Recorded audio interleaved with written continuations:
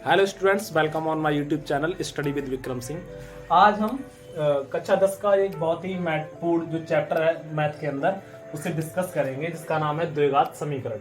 और इससे related board परीक्षा में कई क्वेश्चंस पूछे जाते हैं, खासतौर से इसके मूलों से संबंधित क्वेश्चंस पूछे जाते हैं, उनको हम आज यहाँ पर डिस्कस करेंगे। जैसा कि आपको पता होगा कि द्विघात समीकरण की जो फॉर्म होती है वो कुछ इस तरीके से होती है, ax² plus bx plus c बराबर 0। ठीक है, तो इसमें जब हम बात करते हैं किसकी, मूल की, तो सबसे पहले हमें ये समझ लेना चाहिए कि मूल क्या चीज है। तो मूल x की वह वैल्यू होती है जिससे यह समीकरण संतुलित हो जाता है, यानी कि जिसका जैसे यहाँ पर बराबर 0 रखा है, तो अगर हम x का कोई ऐसा मान जान पाए जिससे कि इस पूरे इक्वेशन की वैल्यू 0 हो जाए, तो वो क्या होगा, इस द्विघात समीकरण का क्या होगा, मूल होगा। जैसे अगर मैं लिखूं यहां पर कि x² माइनस 25 बराबर 0, तो यहां पर अगर मैं x बराबर 5 रख दूं, कितना क्या रख दूं, 5, या फिर x बराबर क्या रख दूं, -5, तो देखिए क्या होगा, यहां पर 5 का स्क्वायर कितना हो जाएगा, 25 माइनस 25 बराबर 0। या फिर मैं यहां पर अगर -5 भी रख देता हूं, तब भी यहां पर क्या है कि वैल्यू इसकी 0 हो जाएगी। तो इस तरीके से हम कह सकते हैं कि इस दिए गए समीकरण का जो एक मूल है वो क्या है, प्लस है, और +5 और एक क्या है, -5 है। तो ये तो हुई मूल की बात कि मूल क्या है कि चर का वह मान जिससे कि समीकरण संतुलित हो जाता है। अब इसके बाद आते हैं हम जो इंपॉर्टेंट टॉपिक है इसमें कि मूलों की प्रकृति पर। तो मूलों की प्रकृति पर हम देखते हैं, तो सबसे पहले देखते हैं b² माइनस 4ac की वैल्यू कैसी है। मूलों की प्रकृति इस वैल्यू पर डिपेंड करती है, b² माइनस 4ac पूर्ण वर्ग है या नहीं है। यदि b² माइनस 4ac पूर्ण वर्ग है, कैसा है, पूर्ण वर्ग है, तो अगर पूर्ण वर्ग है तो जो मूल होंगे वे होंगे वास्तविक होंगे, और भिन्न होंगे, यानी अलग अलग होंगे, और कैसे होंगे, परिमेय होंगे। ठीक है, ये एक बात हुई। सेकंड कंडीशन इसमें ये होती है कि b² माइनस 4ac का मान पूर्ण वर्ग ना हो। तो अगर पूर्ण वर्ग नहीं होगा तो मूल जो होंगे वे कैसे होंगे, वास्तविक होंगे, अपरिमेय होंगे, और भिन्न होंगे। ये बात हुई।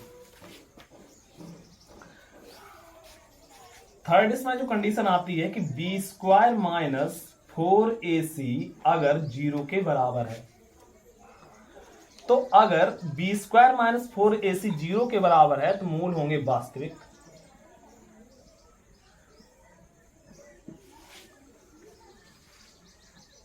और मूल दोनों कैसे होंगे, समान होंगे, और परिमेय होंगे।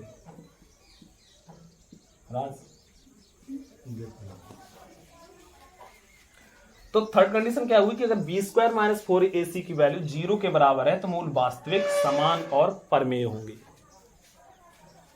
चौथी बात इसमें जो होती है कि अगर b² minus 4ac is less than 0, इसका मतलब यह हुआ कि b² माइनस 4ac का मान अगर 0 से कम, अर्थात ऋणात्मक, कैसा आ जाए, ऋणात्मक आ जाए,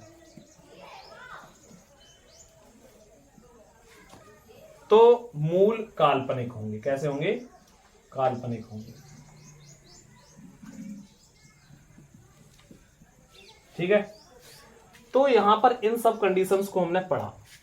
अब ऊपर वाली जो दो कंडीशन है इनको हम ऐसे भी कह सकते हैं कि अगर b² minus 4ac is greater than 0, या हम इसे कहें कि b² माइनस 4ac का मान कैसा हो, धनात्मक हो।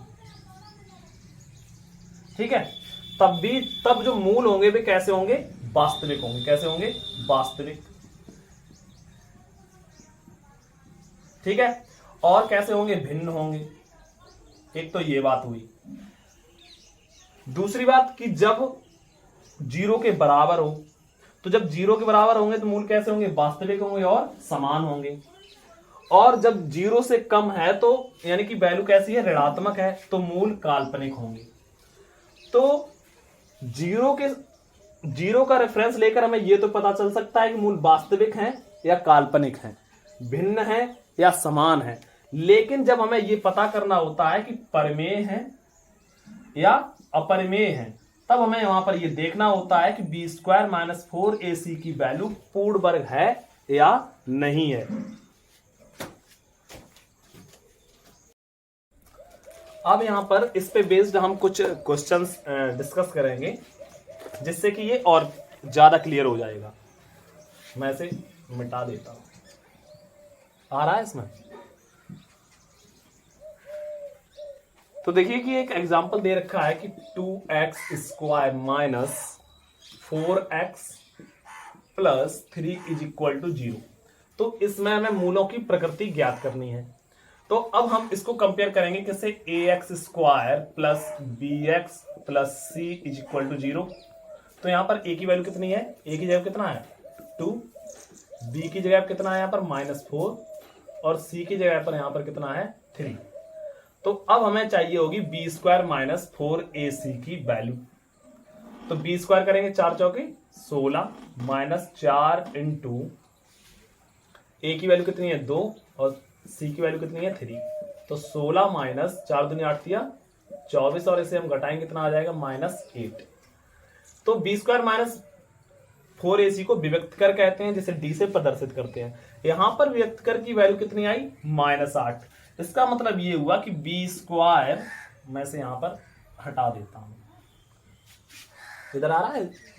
तो b² - 4ac की जो वैल्यू है यहां पर कैसी है, ऋणात्मक है।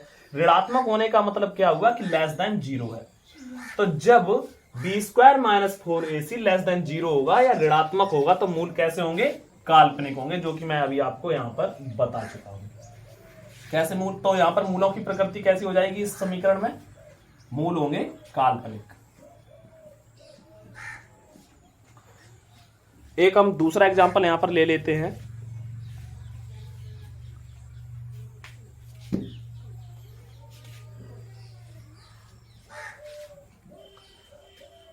एग्जाम्पल है 3x² -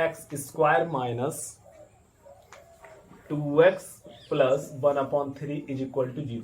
इसमें भी हम विभक्त कर निकालेंगे d। तो क्या होता है b² - 4ac।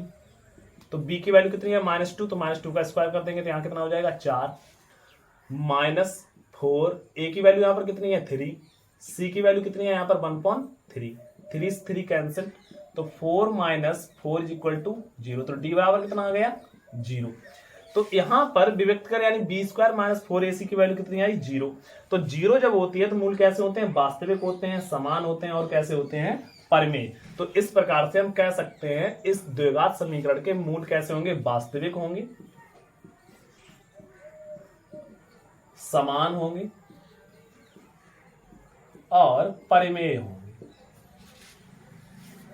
तो ये तो रहा हमारा इस कॉन्सेप्ट पे बेस्ड क्वेश्चन, और ये बहुत ही ज्यादा इंपॉर्टेंट है, इसको आप थोड़ा ज्यादा ध्यान से समझ रहिए। इस पे बेस्ड और बहुत सारे क्वेश्चंस पूछे जाते हैं। जैसे मैं यहां पर एक एग्जांपल लेता हूं,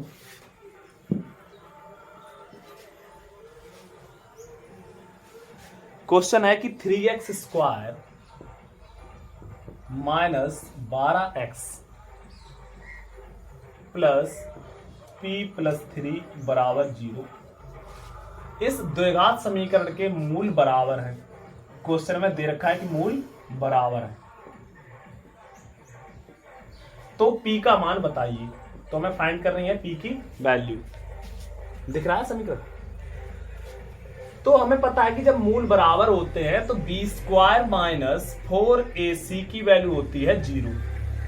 तो यहां पर b कितना है, b क्या होता है x का गुणांक और a क्या होता है x² का गुणांक। इस बात को आप ध्यान रखिए।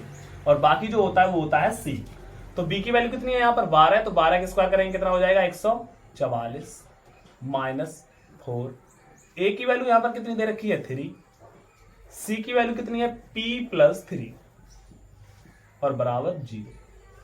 तो 144 माइनस 4 तिया 12 और p plus 3 is equal to 0।